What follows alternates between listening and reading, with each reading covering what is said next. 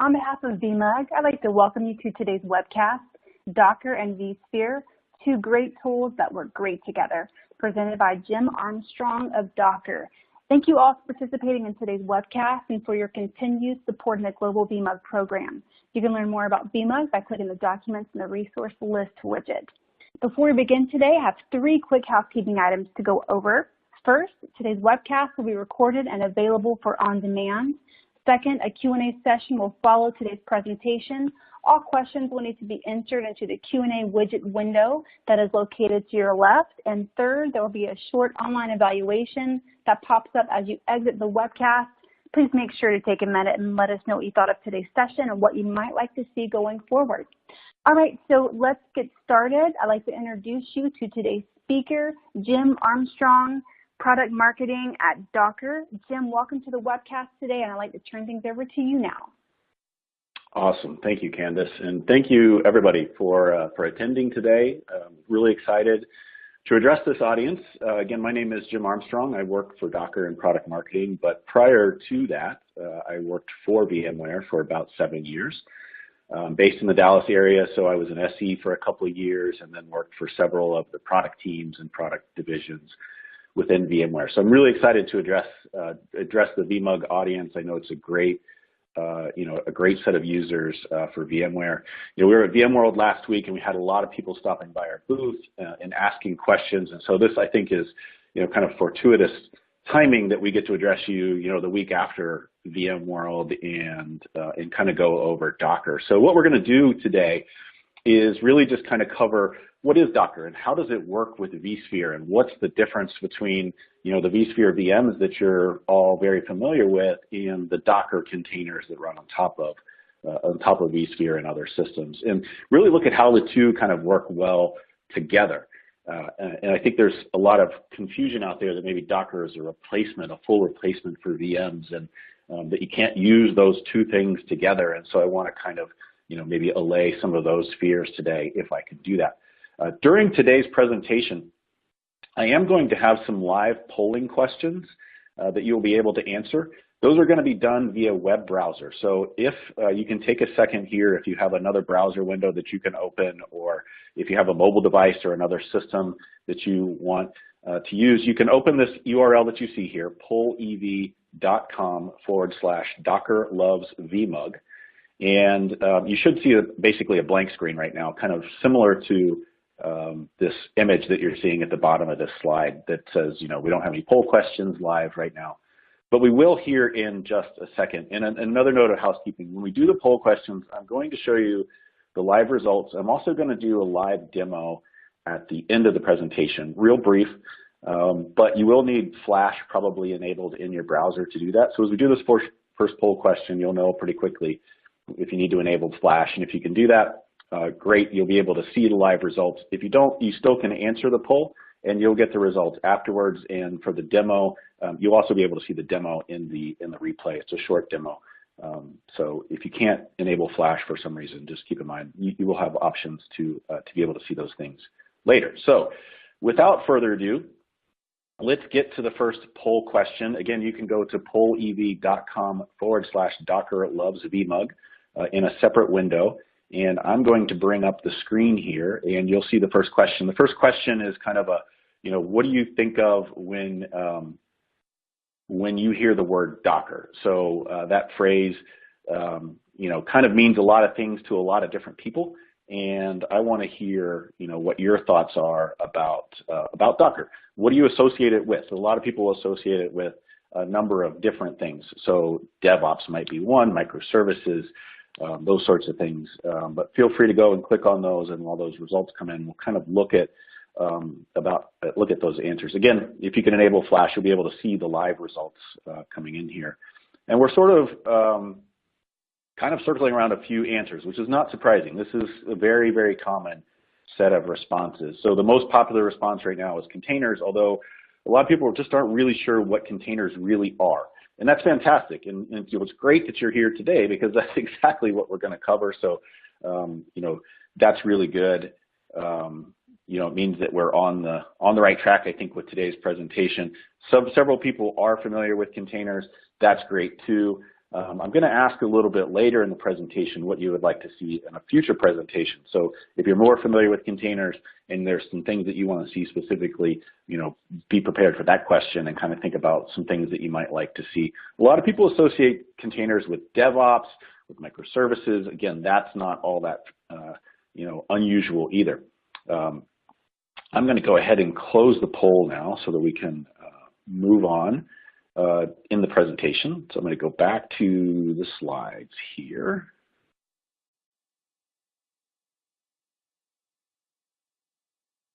So again, I think that really shows some commonality. Like I said, last week we were at VMworld and we had a lot of the same types of questions. A lot of people are very familiar with the term Docker.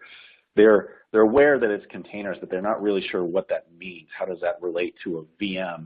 And how are they different in those types of things? So that's exactly what we're going to look at today. There were a couple of responses that were on there as possibilities as well. Things for application management, application deployment, and that's a lot of what Docker is really used for. So today I'm going to talk a little bit about how we use Docker for that as well. But I'll start with sort of just a brief history. Docker's been around for several years now. And we didn't create containers. Containers have been around in the Linux and Unix world in some flavor for a long time. But what we did was kind of create this industry. We're the first to really sort of popularize and sort of standardize some sort of container format and really make it easy for people to use containers before you have to really kind of dig into the internals of Linux and Unix and know how to use specific tools to do that. What Docker did was really sort of popularize it and make it very simple to use. And the first use case was solving this problem of, hey, it worked on my machine. It's very much a developer-centric sort of problem. I develop something locally on my laptop, and then when I go to run it in production, it doesn't work, and you can't figure out why. Well, containers make it so that I can standardize that. Exactly what I run on my laptop as I'm developing is exactly what runs on the production system when it goes and gets pushed out to production. That container itself is the piece that runs, and it has my code. It has all the configuration information for the actual application itself. And so that's really sort of where we got our start there.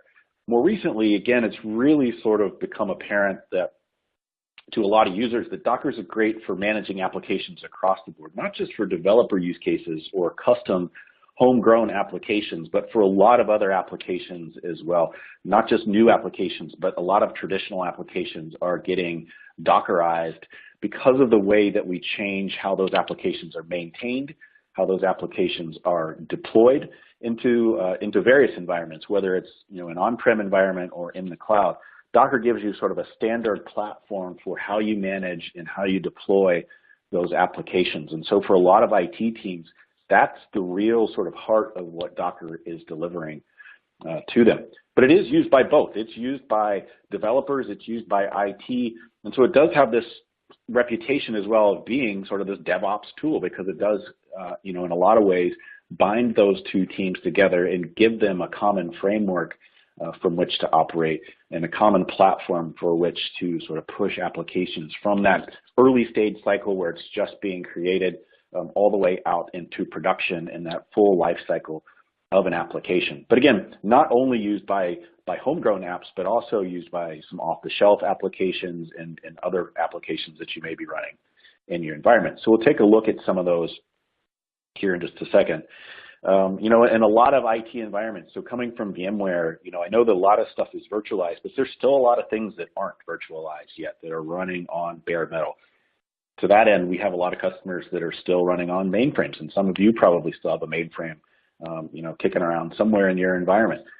So there's this, sort of mix of environments that are out there. A lot of people still run the majority of their applications in their on-prem environment, but a lot of those applications are being moved to the cloud, or new applications are sort of being born in the cloud. There's this, wide mix of operating systems and a lot of different types of applications that are being used out there. But again, I think the real sort of strength behind Docker is the fact that it works across all of these. And so again, it's really that commonality, whether you've got applications that are still running on bare metal, or they're virtualized, or they're running in the cloud, or Windows or Linux, or whatever the case may be, Docker works across all of those. I think the Windows piece may be surprising to some people because, you know, in the past, Docker and containers in general were only Linux animals. And now there is containers that are built into the Windows operating system. So Windows 2016 actually has the Docker engine built right into it. So if you're running 2016 and you see the container service there, that is the Docker engine that's right there inside that operating system. So we work across both of those platforms now. But, you know, if you've been in IT for any length of time and you've heard from, you know, more than 3 vendors, which probably all of you have, you've seen a chart like this one before where they talk about how much of the IT budget is being spent on maintenance. When I came from, when I worked at VMware, we had a slide very much like this. It's been this way for years and years. Right up on the Oracle meeting, you'll see it. I got it here. Okay. Yeah, somebody's live. Hey, Jeff, if that's you, can you mute your phone? I'm sorry. I think we can, I mean, from an MDA standpoint, I'm super interested in getting some traction on Oracle Cloud, Oracle Stack, the customer, because that'll kind of bootstrap it. There we go. All right, sorry about that. Yeah, so as I was saying, so you've seen a slide like this before, right? And it's still, you know, it's still a problem that exists today. This has been around for years and years, but it's still a problem that exists today. The fact that so much of the IT budget is being spent still on maintenance activities. And so this is you know, something that we're all aiming to solve. And there's a lot of initiatives around this. And I think Docker is a key piece that can help solve this. And we'll talk about how we maintain applications, how we deploy applications, you know, how we sort of manage everything across the board. Again, you know, I think the secret sauce here is the fact that with all these different mixes of environments and infrastructures and different sort of application technologies as well, right? Not just public cloud and virtualization, but there's a lot of PaaS platforms that are out there that developers are using to create new applications. There's lots of different ways that applications can be created, lots of different places and systems on which they can run, and Docker Enterprise works across all of those different types of systems. And, you know, we'll really enable you to run those applications and manage those applications across all of those. But as I said, there are really sort of 3 key points that I think are sort of the most critical to our IT users, and I think that probably would be most directly applicable to most of us that are attending today. Those are things like data center footprint size, you know, the consolidation effect.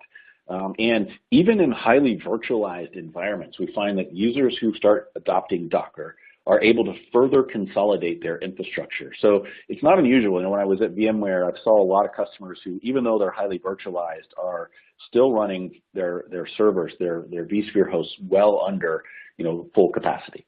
And that's not unusual. I think there's probably a lot of reasons for that. Some of it comes down to how they design and deploy applications and various reasons for that, but there tends to be a lot of excess capacity there for those users.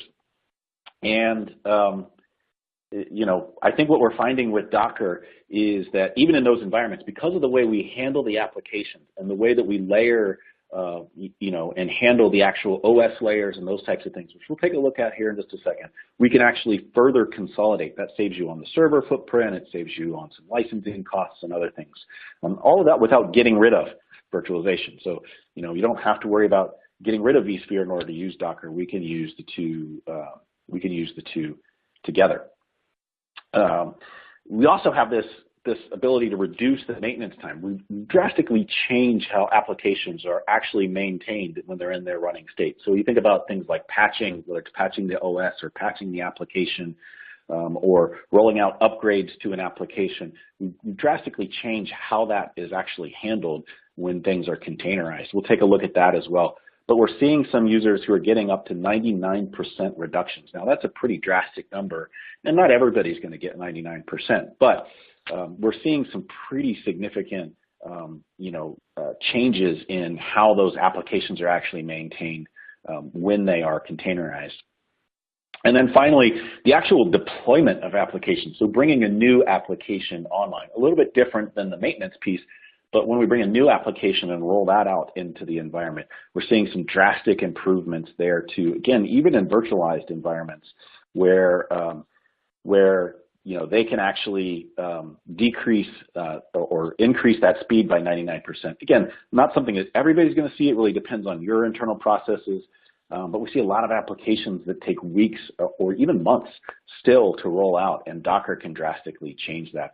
And the big key here is that for IT, this doesn't require any code changes. And in fact, it says by IT here, but for most applications, it doesn't require any code changes by anybody for it to actually be containerized and used with Docker. You won't always see that. There are some other container platforms out there that are more tied into a specific set of development frameworks, and they require you to kind of use those development frameworks in order to use their container system. And Docker's not like that. We're not tied to any specific platform or infrastructure for that matter.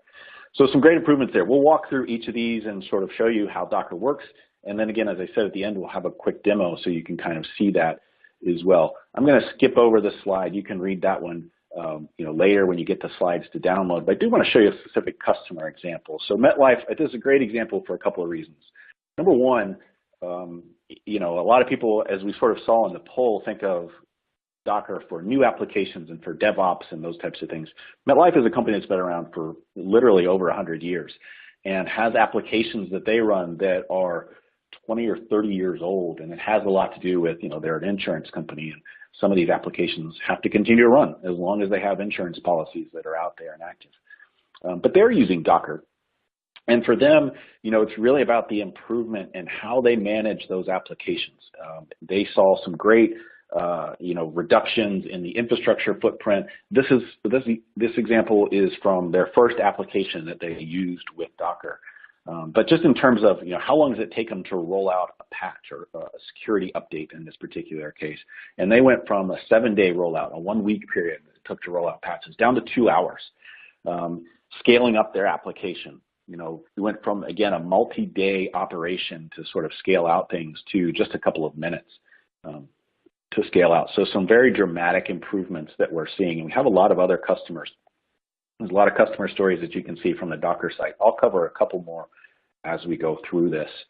But let's talk a little bit about Docker itself, right? So let's sort of set the stage here for exactly what Docker is so that you have a better feeling for that. Because there are a lot of people who are familiar with containers, but not really familiar with sort of really what they mean. What does that really mean when we containerize an application? So this is maybe the sort of current state for everybody here. You have your hypervisor, vSphere, I think probably for most of you since you're VMUG folks, but you have your hypervisor and you have your applications that are running inside a VM. Each and every VM has a copy of an OS inside of it. It has some set of application pieces that are inside of it as well as some custom bits that are in there too. There may just be some configuration instructions that are in there or scripts that you run. It may be development code that comes from your own internal developers as well, right? But this is how things run today. Each VM sort of has its own copy of things that are out there. And the other thing about hypervisors, this isn't specific to vSphere, but to hypervisors in general, is that essentially inside the VM everything is a black box, right? We don't really know what is running inside there. Now you guys probably know because you may use some naming convention for your VMs, or because you know the application teams and you worked with them to roll out the VMs, or because of the particular cluster or set of hosts that it runs on, you know that it belongs to application X. There's some level of sort of tribal knowledge, at least, that tells you what's running inside the VM. But the hypervisor itself is generally unaware. This is a vSphere screen. It's the vSphere client, it's the web client, and you can kind of view inside the screen. You've all seen these screens before. It does show you the operating system, right? But that's because we're running VMware tools, so the VMware tools is kind of telling us, what version of VMware tools it's running, and it can report back the operating system. But beyond that, there really isn't a lot of knowledge, and that's sort of the difference between a VM and a container. The VM is really operating at that hardware level, so it's the box around there. It's the number of CPUs and the amount of RAM and the constraints on that to prevent it from using too much of the physical host resources, and all of those types of things all of the scheduling on this, the host CPUs and RAM, the sharing of memory, all those things that vSphere and other hypervisors are particularly really good at, right? That's what it's handling. But it's not so much the application inside of there. That's where Docker really comes in. So Docker is that next level up. Docker is sort of the operating system and everything above it. So setting aside the VMs for a second, let's just take a look at the actual containers themselves so you get a feeling for what those are. Essentially there's an operating system of some sort. As I said earlier, Docker really started as a Linux/Unix type thing.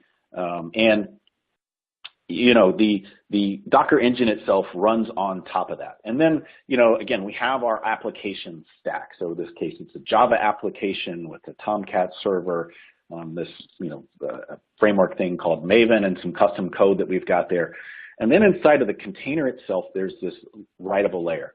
And I'll talk about that here in a second. But that essentially makes up a container. So it's the application pieces, not really the hardware pieces that the VM has, but it's very specifically focused on those application pieces. And to that matter, to that end, the OS itself as well. So each of those things is a layer. Now, the layers themselves, everything below that writable layer is essentially our image, what we would call an image in Docker, and those get stored in a place we call the registry. I'll show you the registry here in just a minute. But those layers, everything below that writable layer are the image. So that's essentially what gets stored. That's the most kind of atomic piece of Docker. And I think the thing that most people think of when they think of Docker is that, the images themselves. Now, the couple key points here. All of those layers are immutable. They cannot be changed.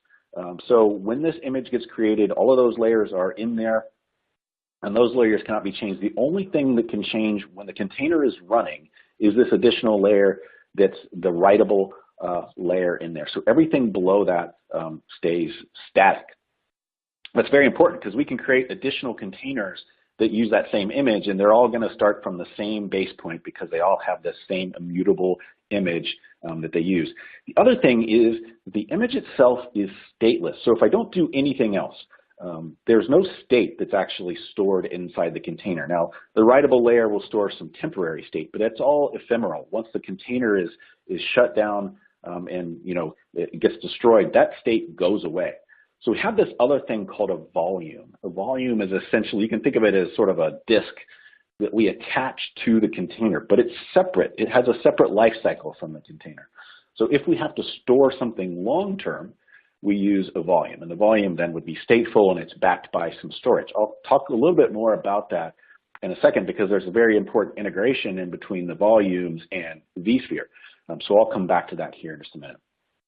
But that essentially is a single container. Now, if I was just running one container, it would look very much like a VM. I mean, everything here, we're showing one copy of everything, and there's nothing really special about this that's different than how a VM would operate. But when I start to add additional containers, this is where some of the secret sauce comes in because we don't really run separate copies of all these things. I can condense this, right? I don't need a separate copy of Linux for every single one of these containers. I only have one Docker engine that's running there. And then because Docker is very aware of the actual layers themselves, they can all share that base image and run from that. So I don't need multiple copies of that either. All I need really is sort of a separate process space for each of these to appear as though they're isolated. So when this container runs, for instance, there's a separate writable layer. In the vSphere world, you may be familiar with things like shadow clones or linked clones or those types of things that come from essentially from your storage system. This is kind of similar to that. We're not really copying all of these additional layers. We're essentially creating a separate process space for this to run in, and then we just create a separate writable layer. That's where that consolidation benefit comes from. And again, it comes from the fact that Docker is working at those application layers. As we sort of expand out this picture a little bit more, I have another container here that's running a slightly different version of Maven and with some different app code there. So we can't share all the layers across this one, but we can still get some benefits of sharing and still have some of that consolidation benefit there. And we can sort of build out this entire picture, right? So now I have two different operating systems here. I have a Linux and a Windows. They're running different Docker engines.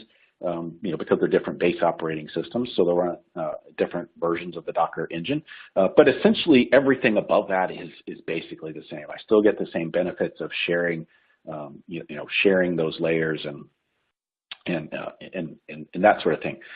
So that's containers without VMs. How does it look when we actually have VMs along with it, right? So we add the hypervisor at the bottom, and as you can sort of guess, looking at the picture here, the VMs fit very naturally kind of in this picture where the operating systems are different. So, if you think back to that first VM picture, we had, 6 separate VMs. We had 4 different copies of Linux, 2 different copies of Windows, and separate copies of all the application stacks. Well, the way that it changes in a vSphere world is instead of running, one container per VM, one app per VM, I can run one slightly bigger VM that's all my Linux containers in it, and another VM that has Windows and runs the Windows containers in it. It doesn't have to be done this way. There are lots of ways you can sort of carve up the virtual machines. But in general, this is how it works. So you get additional sort of containers or additional applications running inside of each virtual machine, and it makes it much more efficient. This is where a lot of that, as I said, the consolidation benefits come from in that virtualized world, is the fact that I can share this information, I can run more efficiently, I need less storage, I need less RAM, and thus can fit more applications on a physical host, even in the virtualized world, than I generally could without it. Okay, so hopefully that gives you a good picture of sort of the container world and the virtual machine world and how the two of those fit together. The sort of natural question here is, I'm going from this world in the virtual machine world where I'm running one application per container, and I sort of know, as we said before, you probably know kind of what applications are running in each virtual machine because of some tribal knowledge. You name the virtual machine a specific way, it runs in a specific cluster, or you have a CMDB or address management tool that kind of tells you what the application is. But that's sort of separate from vSphere. Again, Docker runs at that application layer. And so the question kind of becomes, okay, now I'm all of a sudden running multiple applications per VM. How do I know what's actually running then? If I can't sort of map it one-to-one, and now I have many to one, how do I know what's running and what's running where? And the answer to that is we have the system called the Docker Universal Control Plane. So to put it in very simplistic terms, think of the Docker Universal Control Plane as sort of the equivalent of vCenter for Docker. This is going to show you your applications. It's going to show you what endpoints they're running on, so that in this case would be my virtual machines. It's going to show you how many instances of everything there are. It's going to show you how the application is configured, if you need to scale out the application or scale it down or do your patches, all those kinds of things. That's all handled by this universal control plane. And so that's where all the management's done. What's running, where is it running, who has control over it? So in terms of, whether it's IT or some developer team or operations teams, who can do what in that environment to the applications themselves, that's all controlled through the universal control plane. You may have heard of Docker Swarm. And so Docker Swarm is the orchestration engine behind all of this. It really controls the applications. How many replicas do I have? If a container dies for some reason, how do I reinstantiate that? Where do I reinstantiate that? So all of those functions, again, that are sort of handled by vCenter for the VMs is something that's handled by the universal control plane. Underneath the covers, Docker Swarm is the orchestration engine that really does a lot of that work of managing the application and where it's running, and those kinds of things. So that's sort of the answer to that. You can run multiple applications per VM and still know definitively what's running and where it's running, because Universal Control Plane in Docker will give you that view of the infrastructure and the applications specifically. Now, I mentioned volumes earlier, and I do want to point out that this integration between vSphere and Docker, and specifically at the volume level. So that, again, as I said, a volume is sort of this disk that we can attach, and it has a separate life cycle from the container. Again, containers by themselves are inherently stateless. And a lot of applications that are running need to store data long-term somewhere. So we use volumes to do that. And there's an interesting integration here. So VMware has released this plugin called the vSphere Docker Volume Service, VDVS. It's a certified plugin. So if you go out to store.docker.com, which is our Docker hub where a lot of images and Docker plugins and those sorts of things are stored, you can find this volume service plugin listed. It's certified, which means, you know, both us and VMware have certified the plugin to work with Docker. And essentially what that allows us to do is map those volumes directly to a VMDK, which of course can land on, you know, whatever vSphere storage you might have. With vSAN in particular, you can actually automatically provision a VMDK as a volume is created and requests, you know, the storage, and that's all handled by this VDVS. Now there are lots of other plugins that are available as well. So some people choose, instead of going through the vSphere layer, to directly plug in a volume to a storage array or some other storage system. And so there's lots of other storage plugins that are available as well. But it's an interesting piece of integration there between vSphere directly and Docker. So again, just to kind of recap, right? Going from this world of, you know, just hypervisor to hypervisor plus Docker, there's a lot of, you know, a lot of benefits. So we're going to look at how the applications are managed next, but just in terms of consolidation, going from one copy of everything that's surrounded by this, you know, VM construct down to, you know, maybe one larger VM where we can share a lot of these pieces across those VMs really helps us with the efficiency. And again, what we're seeing in a lot of customers is, you know, somewhere on the order of 25%. We've actually seen, you know, far higher numbers with some customers, but it really, again, kind of depends on your environment. If you're running at a low consolidation rate today, you're probably going to, you know, get more than 25% consolidation with Docker. But if you run, you know, a tight ship and you're already running your host at 70 or 80% consolidation, your number may be a little bit less. But nonetheless, there are generally some benefits to combining, you know, the VMs and Docker together in terms of consolidation. All right, so we talked a little bit about some Docker integration here. I'm going to ask the next poll question. So if you go back to your browser now, you should start to see the next poll question appear on your screen, and here in just a second, and you can answer that. And the question is specifically about integration between Docker and vSphere, or VMware in general, I guess.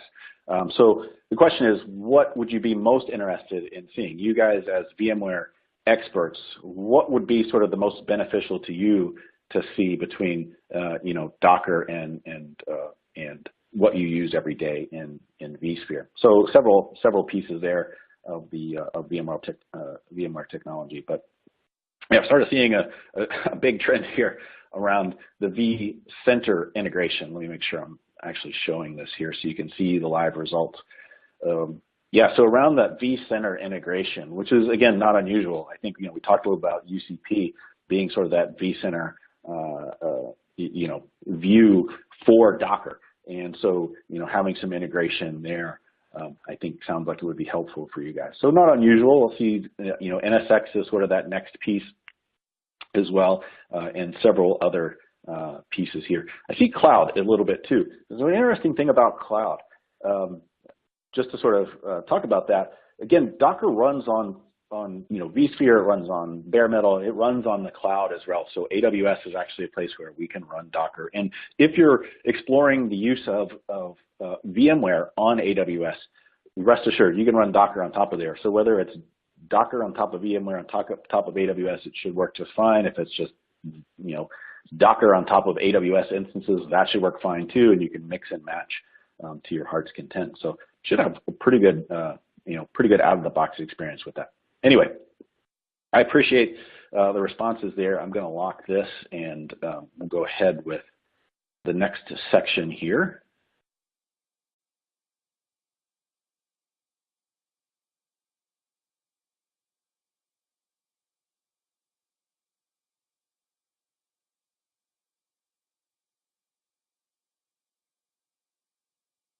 All right, so, you know, the question is, so the you know, consolidation benefits are really nice, but beyond that, you know, why bother with Docker? I mean, there's got to be some other benefits besides just, you know, additional consolidation, because, you know, if you really wanted to consolidate more and you're running at 20 or 30% capacity, you could just run more VMs per host, right? There's got to be some additional benefits and something else that people see in Docker that really sort of drives them forward in their investigations. And again, kind of coming back to that, what we talked about earlier, one of the big things is how the applications themselves are actually managed. Again, VMware, vSphere is great at showing you the VMs themselves, but when it comes to actually managing what's inside the VMs, you know, there's some additional tools that are often used for that, and Docker is a great place.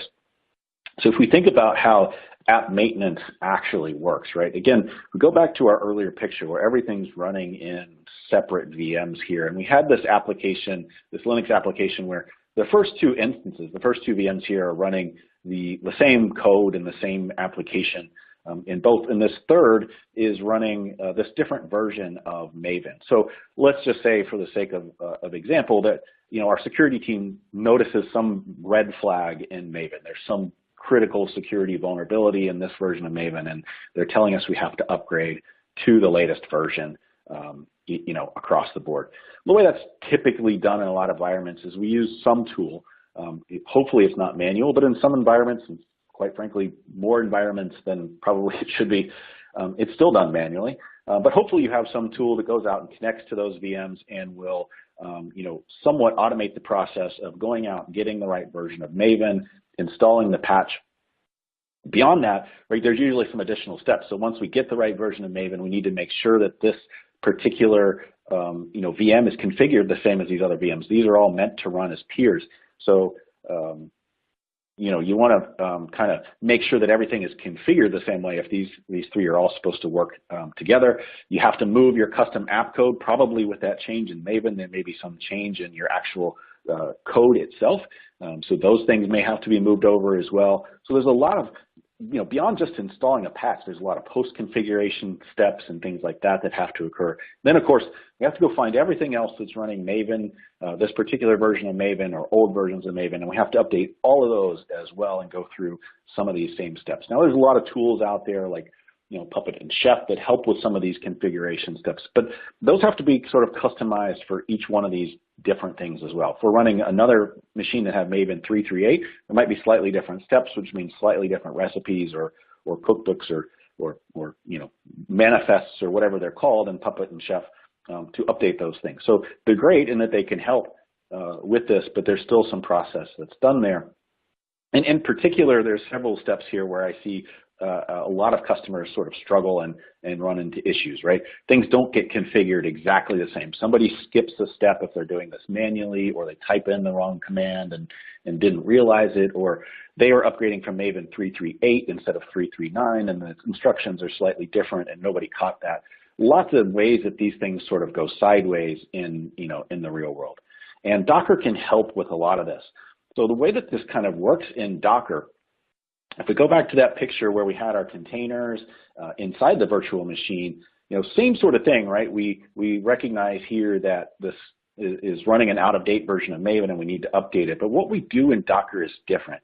We don't manually connect to this container and run through scripts and patches and all those kinds of things. This, remember, is an image. So we have all of these layers here that are all stored as part of an image inside Docker. So all I really need to do is tell this container, hey, you're using the wrong version of the image. Use this image now. And when this container resets or reboots, and I can either force it to reboot or I can set a schedule. I'll show you that here in a little bit. But when this container reboots, it will be running the latest version of the software, and it will be configured to run everything the same way all of its containers are, the other peer containers are running. If I'm using load balancing inside of Docker itself, I can actually use some built-in load balancing across these things. So all of that stuff happens automatically. So it's much, much simpler. The only thing I really have to update is that core image itself. And so this makes it much, much simpler to actually do that. And I'll show you, this is probably a little bit blurry, but I'll show you in the demo towards the end kind of how this works. But essentially, again, all I have to really do is go through and declare the image that's being used. These are screens, by the way, from the Universal Control Panel, or UCP as we call it. Declare what image to use, and then I can set my update configuration for that in the in Docker. So how many containers get updated at a time? How long do I wait in between containers? So on and so forth. Now, there's another important piece of this, right? So we talked about this, this notion of a registry, right? We talked about the layers. We talked about how those create an image, and the images get stored in this thing called the Docker Trusted Registry. This is your own private registry. So at the bottom here, you see Docker Store. You've probably heard of Docker Store, or Docker Hub is another name for it. It's the public version. But most people in production environments don't want to be pulling down stuff from the internet, and they don't want to store their own stuff on the internet when it comes to application images. So we have an internal piece called the Docker Trusted Registry that you run in your environment. You're the only one that has access to it. You can set all the different access controls, who can push images into the registry, who can pull images from the registry, and all those kinds of things. And so you have all of that access in there to actually control that. This is where those images would get stored. So if I'm updating that Maven like we saw in the previous version, I would probably go in here and update the image that's the existing image running that 3.3.9 version, and tell that image, or put instructions inside that image to use the 3.3 or 3.5.0 image. In here, for example, on the far left, I'm using a Docker file to sort of, the Docker file is basically the instructions. It's a text file that gives instructions on how to build the layers from scratch. And those instructions are, of course, transportable. I can take these instructions anywhere and recreate that container from scratch. But the image itself is stored as the binaries in the registry. Nonetheless, there are several different ways I can update the image, but those images would get stored in the registry, and then through the universal control plane, I can see what's in the registry and go out to the containers and say, okay, you should be running this latest version of our application so that we get Docker, or we get Maven 3.5.0 instead of that old 3.9.0 version, right? The other thing that, a lot of people, and this sort of goes back to that, one of the initial things we talked about, a lot of people think of Docker as only being used for brand new applications, or microservices style applications, when in fact it's used for a lot of traditional applications. As sort of a proof point for that, if you go out to that Docker store, Docker Hub, whichever one you're more familiar with, you go out to store.docker.com, you can find lots of certified images. Microsoft has tons of certified images. Their OS, SQL Server, .NET, all those things are out there. There's Oracle images out there, IBM DB2. So there's lots of images and software that's associated more with traditional applications rather than just brand new applications. Another piece of this trusted registry is actually scanning the images. So knowing exactly what's inside there. So the image gets pushed in here. It's got the latest version of everything, but I want to be absolutely 100% sure that I know exactly what's running inside that image. I want to know all the binaries. I want to know the versions. To that end, I want to know if there's any vulnerabilities that I should be aware of. Well, built into the registry is a security scanning function. So it does exactly that. It takes that image, all those layers, splits them apart and scans them so we know exactly what's running. We know what's in every single layer.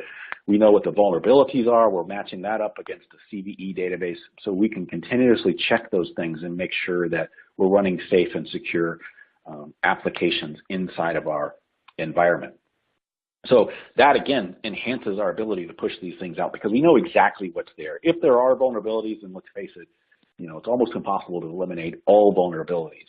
But we can set up some mitigating controls for the application as well. So we might want to set up specific ports to be blocked and those sorts of things. And a lot of that is built in to Docker as well. But again, all of this works across Windows applications, Linux applications, traditional or brand new homegrown applications or off the shelf. It doesn't really make all that much difference. Docker is a unified system for all of those, which offers this sort of common supply chain for getting applications deployed. And that's where we really see a lot of these benefits in that maintenance time reduction. Visa is a great example. I'll let you read over this because in the interest of time, I want to make sure I get to the live demo, but you will have these slides available later. The other piece on this is actually increasing the speed of the application deployments themselves. So it's slightly different again from maintaining the applications. This is, how do we roll out an application in the first place using Docker? So we talked about the registry, we talked about the control plane here, but how do we actually get those images in there, right? Who does this? Who has the access to be able to do it? How do we define how an application works? Because an application, let's face it, isn't generally just one thing. It's not usually even a single VM. It's usually multiple VMs that are linked together somehow. And how do we define what that architecture really looks like in Docker. Well, again, all of that is done in the universal control plane. But one of the things that we can add to this, we talked about security scanning. If I get images from the internet, there are several, if you go out to that Docker store, there are several images you'll find that are certified images. That means we know exactly who submitted them. That software vendor is working with us so that both teams, both the vendor and Docker, knows who the images are coming from, exactly what's inside them, that sort of thing. And what you really want internally is something that's very similar. You want to know that the applications, as they're being created, again, whether they're being created from scratch and you have your own development team, or whether it's a traditional application that you're just doing some configuration work on, you want to know that it comes from somebody that you trust. You want to know that you have that same level of certification internally to enable you to roll out these applications with confidence. And that it's been tested and all those kinds of things. So we have another service here called the Docker Notary. Docker Notary gives us that internal certification. So we know exactly who that application came from, when they submitted it, all those kinds of things. So now we know exactly who submitted the image. You combine that with a security scanning, and we know what's inside the image. So now we have both of those things. And I can actually set up inside of Docker, inside that universal control plane, policies that say, okay, before I take this and put it into production, it has to be scanned. I have to, have fewer than, 10 critical vulnerabilities or whatever your number might be. And only this person or this team can submit, sort of finalized versions of the application. So I can set up policies like that help me to, automate this process and determine what can go into production and get that process sped up. So I know, again, it's come from this person. That means it's been tested, it's ready to go, and it's ready for production. So what I want to do here is try and show you this demo of the UCP. I'm not going to go through a full demo here. I'm going to show you a few pieces of it. And again, you'll need to have the screen sharing enabled. Let me resize things here just a tad bit.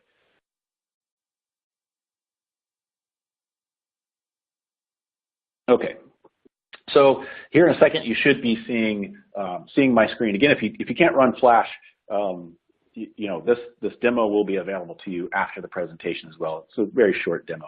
I do want to point out this URL, dockertrial.com. So if you're interested in this after the presentation, the URL will be in the slides. You can write it down now as well, but it's a completely free site. So you can go to dockertrial.com and you can access exactly what you're seeing here. So it's a free trial. It's hosted, so there's nothing for you to install locally, and it'll give you a good overview of UCP and the Docker registry. It's a guided demo, so you see here sort of, if you're familiar with VMware Hands-On Labs, very similar. This will walk you through step-by-step creating an application and deploying it in this environment. So this is UCP. I'm going to actually go through here and show you just a couple of things real quick. So this is the Docker Trusted Registry. I just have one image that's in here. I'm going to click on the details of it here and show you a little bit about this, right? So first things first, you can see that this has been signed, right? So we know exactly who it came from. It's authentically signed, so we have our keys and everything that are used to sort of sign this digitally so that I can verify that it came from our admin, and it's been scanned, so I can actually see vulnerabilities in this application as well. If I click on the details there, I can actually see these are the layers. So on the left here, you're seeing the various layers that are part of this particular image. In this case, there's 35 different layers. And in fact, what each of these things are, I talked about a Docker file a little bit earlier. Each of these things are sort of an instruction or a command inside of a Docker file. Now again, there's lots of ways to create images. This one in particular is a Linux image, but there are Windows images, and you don't necessarily have to know all these commands. But this is just an example, right, to show you that. But this is essentially what a Docker file would look like. What the scanner did was take each of those layers and break them apart and actually look at what vulnerabilities are inside of there. So if I look at this layer 4, for example, you can see that I have SQLite. And in this particular instance, the SQLite has a critical vulnerability. I can click on that. Now I have a slightly different view. This is the components. So these are all the binary packages that are part of that image. I can see the actual CVE reference and some information about what this particular vulnerability looks like inside of there. All right, so that essentially is, the scanning and the signing. So I know exactly who this image came from. I know exactly what's inside that image. And if I wanted to, I could go through and create a new image. So this one is tagged as version 9.0. I could have my application team or my development team go through and, if we take that SQLite as an example, they could create a new image that has, a slightly different layer in it at that layer 4 where the SQLite was. That updates the version of SQLite. They would then check in a new version, maybe it's marked 9.1, and I could deploy that version through Docker. So what I'll do here real quick is attempt to create a service. Let me go here. Actually, I'm going to create a stack. Again, all the instructions that I'm doing and everything that I'm doing here are in this guided demo. Right, so this essentially creates a stack. All it's doing is saying essentially we have one service, it's a web service. Think of the service as sort of the different application components or application tiers. So we have a web tier here. It's running this particular image. Remember, we were looking at Tomcat, that Tomcat image, we had it marked 9.0. And there's a port that's open here, port 8080. So I'm going to create that service here. And then I'll be able to show you kind of how we update this service inside of oops, I need to name it something here.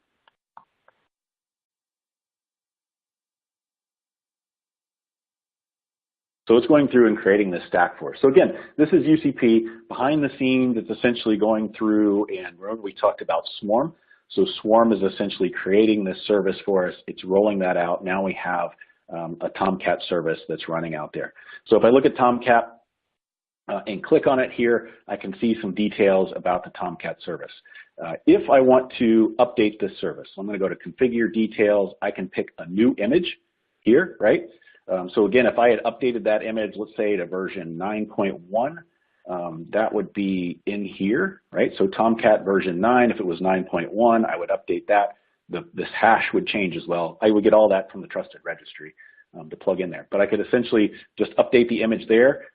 And then I can actually control that here as well through this scheduling function, right? So again, we're managing the application. Here's the scale. Right now I'm running one instance of my web server. I could change that to 5 and instantly UCP would go and tell Docker Swarm we need 5 of these instead of 1, and it would create those. For parallelism, this is how I actually do my updates. So how many of my containers that are running this Tomcat service get updated at one time, and do I want to wait in between going to the next batch? So if I do one at a time, do I want to wait 10 seconds before going to the next, so on and so forth, right? What happens if if something fails? All of that sort of thing, that's all controlled by here. So this is your control panel for actually managing those applications. Again, there's lots of other pieces here. You see volumes and networks and secrets that I'm not going to get into right now. You can play with this on your own. I encourage you to do that. We'd love for you to give this a try. And again, we have a poll question coming up here in just a second to actually talk a bit more about that. So as we sort of come to the end, just to kind of wrap up on things, right? The good thing about Docker, I think the powerful thing about Docker is this end-to-end application management across, a wide range of applications, whether they're Windows applications, Linux applications, running on multiple different infrastructures and those types of things. Again, whether it's running on-prem or it's running in the cloud, Docker can manage those applications for you. We can scan the applications. We know exactly what's running inside of that, so you no longer have this black box effects that you normally would have with a VM. You have control over how those applications are updated, and in fact, we radically change how you actually manage applications in the real world, and that provides a lot of the power behind Docker. So again, I just want to ask a couple more questions, a couple more poll questions here. As you answer the polls, you can ask Q&A because we're coming up towards the end of the presentation here as well. Before I switch over to the poll question, I do want to show you some resources here. So we have a couple of things that you guys can do. If you're interested in getting more information, we have a website. Again, you'll have the slides with all the links here. that you can go to that's specifically built for folks like yourselves, folks that are IT professionals. And again, you can find the links to a lot of these hands-on trials as well. We're going to be, for those of you in Europe, or those of you who would like to go to Europe, we are going to be in Copenhagen for DockerCon in October. We have several other workshops that we're doing, around the world. In fact, we're doing, looking for more and more places where we can actually do some of these. We'll also be at Microsoft Ignite. So again, you'll have the links to all of those things. But I'm going to ask a couple more poll questions here. So if you go to your polling screen one last time here, we will get to the final couple poll questions. And again, as you answer the poll questions, if you want to come back to the Q&A panel and ask any questions, you can. There are several people, and I should have mentioned them before, who are online helping to answer any questions that you have in the Q&A panel. And I think we have a couple that are flagged that I'll answer here in just a second as well. So let me get to the question that I want to ask here. Yeah, so question number one is, what would you like to see covered in a future Docker VMUG webinar? So, we've had a great, great attendance here today. And again, I want to thank everybody for joining us here for this presentation, for everybody that we got to meet at VMworld as well. But if we come back and do another, what would you like to see from us? So you can kind of rank these things and pick your, pick what you like. Several different options here. So we can talk more about security. How do we do the scanning and the signing, plus all the internal sort of bits and how we actually protect an application and protect containers as they're running and other security functions that are part of that. We can talk about creating a container. So a lot of people are interested in that. How do we actually go about this process of creating a container in the first place? If you're interested more in Windows, you can select that. But lots of other choices here, so we can kind of figure out what you guys want to see in future presentations. We'll give everybody kind of a second here to answer and sort of let things develop a bit.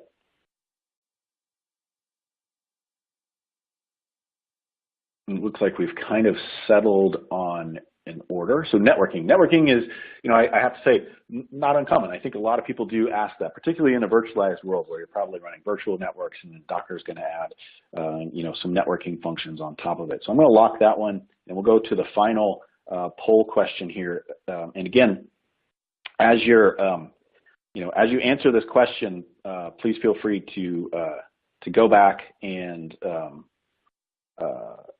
ask questions in the Q&A panel, and we'll knock those out as well. The final poll question is, if we come out and do in-person workshops, we're looking at, where should we go to do these? Some of these we're looking at potentially doing them in conjunction with a VMUG user con. So if you're participating in those and there's a city near you,